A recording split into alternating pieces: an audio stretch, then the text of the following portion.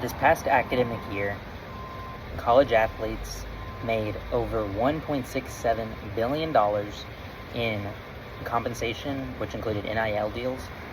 This number was split between 100,000 college athletes. Now, just imagine if you were a college student and you were not adequately paid for your time and contributions to your college. How would you feel? Well, unfortunately, this is how a lot of college athletes feel, because currently there are many college athletes that are not having a scholarship and are not adequately compensated for their playtime or contributions to their university. College athletes should be compensated for their time because they are full-time students.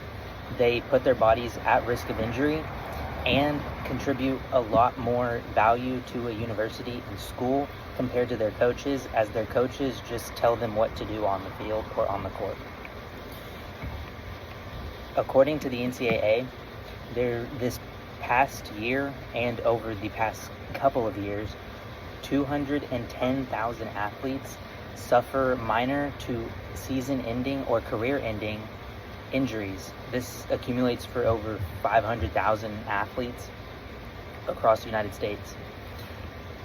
The sport of football has the highest rate of injury, but the average college football player has an NIL deal of about $40,000, with the median value of these coming in at just $1,000. So not much compared to what the top players have.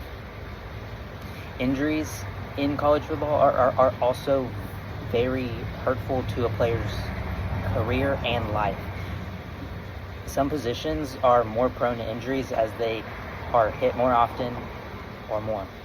For example, the running back position is one of the least paid positions in college football, and they are hit the most, which is kind of weird.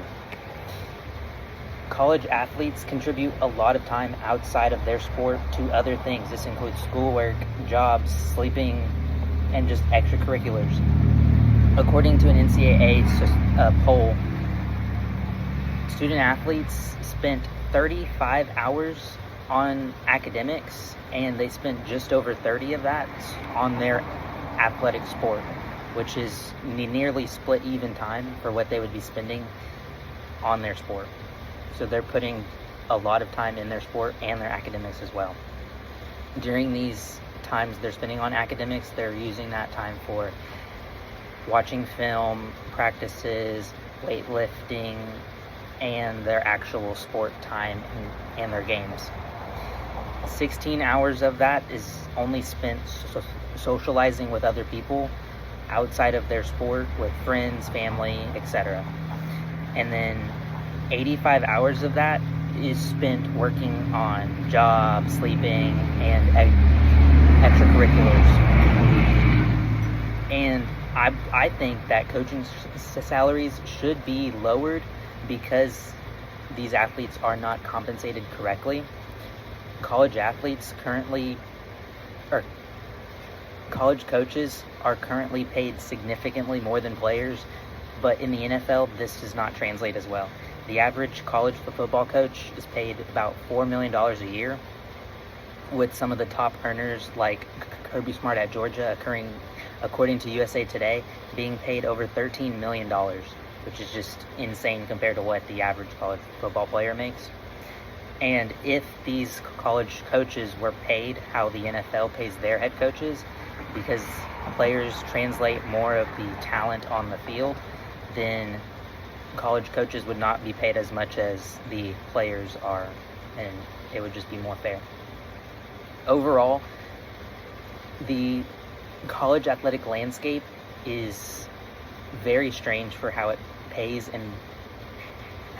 its players and its coaches, and it needs to be fixed. I think that college players should be compensated for their work, their time, and how injuries affect them if they're not adequately compensated, because they're spending 30 plus hours a week on their sport and their academic lives, which is so tough on them.